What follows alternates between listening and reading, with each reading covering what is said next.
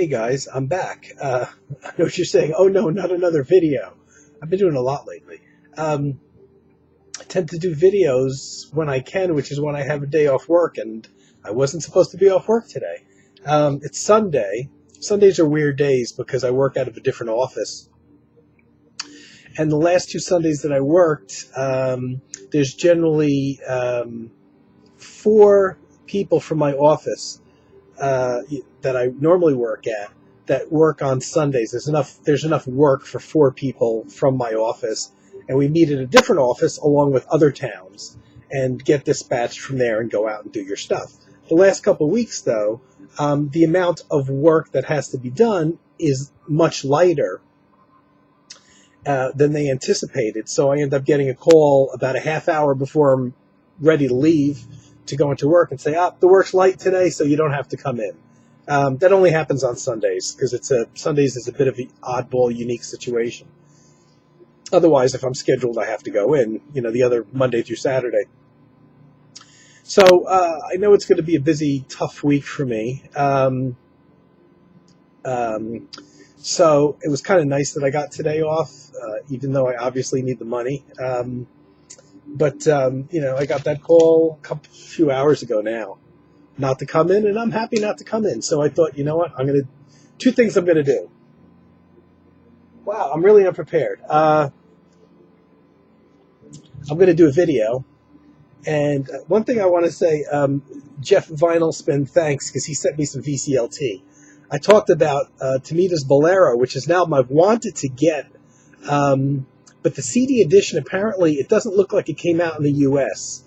And the Japanese version, I believe, is even out of print. And it's one of those albums that, God, man, they're getting a small fortune for CD copies of it, even used CD copies of it. Goes under a different name in Japan. They named it after I think some other pieces on the album, but it's the same album. But I'm like, I've always wanted to hear this. And oddly enough, I didn't realize it was up on YouTube.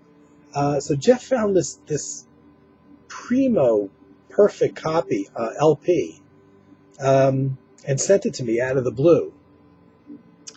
And because my turntable, I have a couple problems with my turntable. One, probably a lot of people can relate, and that is I've got so much crap piled up on it that I can't even get to it. Problem 1. Problem 2 is I've talked about it. One of the channels fades out every once in a while, and I don't know if it's a problem with the turntable. And also there's this little grinding sound you can hear when the turntable's spinning around. If the room's quiet, you can hear a grinding sound inside the turntable. So mechanically, something's rubbing in there. So I tend only to put on LPs really to copy them into my computer so I can burn them on a CD and keep the files on my computer and listen from there. So I haven't figured out whether the fault is with the turntable with the channel that fades out and dies every once in a while, or whether it's the physical connection into my receiver. And it's possible that the input for one of those channels in the stereo receiver is faulty and is going. I don't know which one it is. I don't know how I would tell either. So as soon as I realized I had today off, I very quickly cleared off my turntable, put this on, and dumped it into my computer. So now the whole thing's in my computer. I haven't broken up the tracks and edited it yet, but obviously it's the first time I got to hear it. And wow, the date's on here from 1980, so I don't know if it was recorded in 79 or 80. I had forgotten he passed away recently too, Tomita. I had completely forgotten that. And I didn't realize until just now that there is this insert sheet in here in the album. I pulled the album out, listened to it, played it, copied it on my computer. Fantastic. There's a couple favorite Tomita albums I have. The Debussy album that he did earlier than this was pretty much my favorite, and the Bermuda Triangle was up there as well. But I'm really impressed by this. This may even surpass those. And the thing with this album is being 1980, the only thing is that, with those earlier albums, especially his the Debussy album, and going a little earlier than that, the synthesizer wasn't quite the mainstream instrument it became later on. And even by the time this was recorded, around 1980, they were fully polyphonic and, got some great sounds. The synthesizer in the early 70s was a little more, I say, gimmicky or new. And some of his earlier music, which I love, he did a lot of sound effects and things like that kind of sound a little dated. It's part of the charm of the music, and I wouldn't change it. But if he had recorded that same music 5 or 6 years later, those sound effects probably wouldn't have been in there. And the thing is, I was thinking initially this was from the same time period, but it's a few years later. And of course, by 79 and 80, synthesizers were, very mainstream, very much used in bands, fully integrated in bands and live performances and everything. It's got a whole listing here, which I hadn't seen before, of all the instruments he used. Vocoders, sequencers, it even lists the mixers and the graphic equalizers. But oddly enough, it doesn't say when it was recorded, so I'm guessing 79 or 80. And I'll tell you, this, folks, I hope you can find this in some format. This may actually, I hate to say it, as much as I love the Debussy album, this may surpass it. He does this Ravel stuff, and there's some Debussy stuff on here. The Mother Goose suite. This is just, when I heard this, I definitely knew that it was a little bit later, because he pretty much goes without sound effects. And it's a lot more kind of orchestral sounding. So the synthesizers he's using and the sounds are less electronic, actually, and more orchestral sounding. And I was, wondering if there were other musicians, if he had partially used an orchestra or something, which goes to show you the synthesizer technology, especially in this, going from the late 60s to the late 70s, early 80s, changed a lot. Every couple of years, there was major, major changes and new keyboards coming along with better samples and sounds. This still sounds good today. I mean, really, this is an absolute masterpiece. Fantastic, fantastic album. This is going to get a lot of listens to me, for me. And I had no idea the whole album was actually up on YouTube, and I never knew it. I still want to get a hold of a CD copy though, but man, oh man, are they expensive. So thank you, Jeff. It's Jeff sent me the only new vinyl that I've had in quite a few years, actually. I showed a Miles Davis album that I bought. Strictly, I had the music ready strictly because of the OJC Original Jazz Classics reverted back to the original cover, which I bought strictly for the cover and never even took the vinyl out because I've got the music in other formats already and on vinyl and other album covers. That was quite a few years ago, but then Jeff sent me the Pulsar album that replaced a copy that I left in my old house. Now he sends me Bolero. And of course, Carter sent me the wonderful How to Type vinyl album that, for some reason, was never put on CD. Who knows why? So since I've moved here, I've gotten a few new vinyls, which I never thought I would be adding any more vinyls to my collection.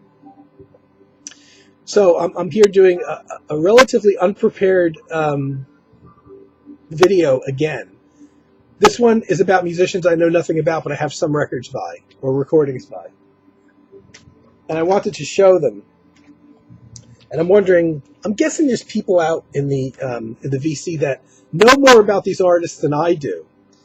And I would like to know more. And the first one, and I'm grouping two people together that probably don't have much to do with each other, simply because at one point I didn't realize they were two separate artists. There's a guy, you can see how unprepared I am, called Max Laser. He has a group called Max Laser's Arc. Okay? There's also a guy named Mars Laser, who I didn't realize were two different people for a long time. Even though I had albums by them. I didn't have the albums in the same place, so I didn't realize they were two different people. And I'm wondering how much other people may know about them. I have, in my search for, ambient things, and things that, like, I found 3 albums by Mars Lacer, who's a keyboard player, who did this series called Mindscapes, and he's got a ton of other albums out, many other albums out, and I don't have any of them. And the other albums, I think, are actually much more popular. What his other albums appear to be, from what I've seen, I can't think of who to compare him to apart from Vangelis. Vangelis is more electronic but soundtracky things. He does these theme-oriented albums. He has electronic rhythmic beats to them, percussion and things like that. And they're almost like modern-day soundtracks. All keyboard-oriented. Probably, I'm not even sure to what extent he uses other musicians. Rhythmic-oriented, shorter tracks, 5-minute tracks, that kind of thing. But they have like a kind of cinematic quality to them, European quality to them. So I'm thinking like the more, say, 80s-oriented Vangelis things, maybe. I think his stuff is like. And I haven't picked any of that up. But he did this series in the mid 90s, and I actually bought these. Well, I guess the mid 90s was still before buying stuff online. I cut out the little. That's not going to show up on camera, is it? The little sticker that was there. You go. The little sticker that was affixed to the outside of the CD. I remember buying these at Sam Goody, which was a chain here in this area. I guess I paid $13.99 for all of them. Not really a bargain, but these appealed to me because I saw that these were all one track albums, one single track that goes over 70 minutes each. What they are, I'm wondering how many other people have these. Volume 2, which is I have playing in the background, but I really seriously doubt you can hear it. All of these are the same. They have one track that's about 70 minutes. Landscapes Volume 3, Satin Skies. This was all he did until recently. Fields of Gold, Volume 1. And recently I see, like, on Amazon that he's got additional volumes of the series that he did in recent years. But it looks like it's like an Amazon exclusive. Like, it's not even factory burn CD. It's like one of those things that you buy through Amazon and they send you a CDR with this little black and white cover, and they don't seem to be available anywhere else. So it seems like he's gone this direct route, and I haven't jumped or sampled any of those. I don't know. I got the feeling they were a bit more thrown together. And I'm wondering if any of you folks have these. These are just loop recordings. There's maybe, I can't tell, 5 minutes of material, 6 minutes of material. Keyboard oriented, a slight thumping percussion feel. It's not really, to me, it's not really ambient because there's a rhythm you could follow. Kind of like a softer type electric piano sound played on a synthesizer. It's definitely pretty airy stuff.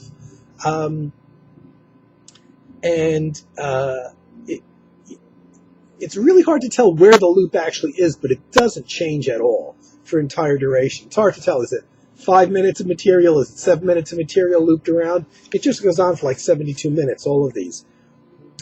All keyboards. And I'm wondering, I just came across these again recently, started listening to them again.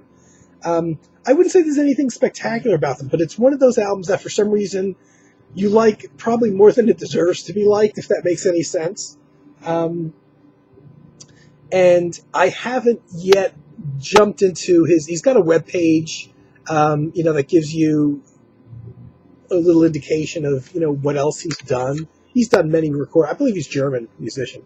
And it shows all the stuff that he's done since and before. Most of his albums are built around some kind of theme, like Mount Olympus or something like that. And I know they're much more aggressively rhythmic. But I just, I'm just a sucker for these things when I see these. There's a slight jazzy edge to this too. There's definitely a jazzy, slightly. There's some keyboard runs going on that have like an electric piano sound. But it's just one of those things I like probably more than it deserves to be liked. And I'm just wondering how many other folks may have stuff by him and can educate me. The guy that I got him confused with, Max Lacer, I guess, has this band called Arc. That's a crack in this whole CD is crushed and falling apart. This is a 1990 album. So he's this guy that was active. Probably doesn't have as many recordings out here in America as Mars Lacer does. But this was a Sonia Gaia production. So Carm may even have this one from 1990. So Sonia Gaia was one of those sad labels that are not around again anymore. Max Lacer, though, this is a guitarist. He plays acoustic and electric guitars, but oddly enough, unlike most guys that play both, his main focus appears to be acoustic guitar and occasionally electric, where most guitarists play mostly electric and then enhance it every once in a while with acoustic. There's a picture of him. And the keyboard player that plays, at least on this album, or is part of this band, is a guy, Christoph Stiefel, who I believe, a European musician, but I believe he played in New York because he played with a bunch of smooth jazz guys that were New York City based. And I even have a solo album of his, and that's like pure smooth jazz oriented. But I'm pretty sure this Max Lacer, who's a guitarist, is based in Europe. And this is a whole band. He plays acoustic guitars, electric guitars, and some keyboards and accordion. Interesting. And he's got, Christopher Stiefel on keyboards. He's got guests on saxophone, percussionists, bass players, vibe marimba players, different bunches of musicians on different tracks. And this is Time Jump from 1990. I don't know if Sonia Gaia put out any other albums by him. I don't know much about him. And again, this is somebody that I'm betting there's people on the VC know a lot more about him. How do I describe his music? Very European. There's nothing funky in his music, which is kind of like when you get into this kind of modern music, instrumental music, I think most Americans tend to put at least a slight element of funk in there, and the Europeans don't, which I prefer actually. So it's not. It's got maybe a new age tinge to it, a little bit of modern electric smooth jazz, not fusion. It's hard. It's hard to describe. It's nothing avant-garde or experimental, and there's probably quite a few musicians that play in this style.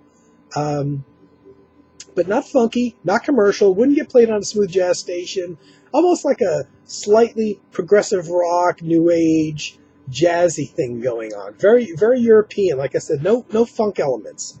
And I only have this one CD by him.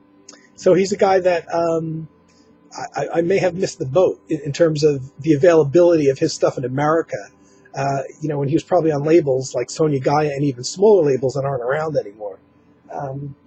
But I am not keeping him together with Mars Lacer, so I don't get the two guys confused. Their CDs are hanging together.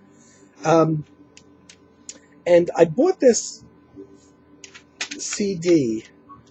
Here's a live at the Montreux Jazz Festival. The CD called Blue Jazz on B&W Music. B&W Music was another label. I don't think it's around anymore.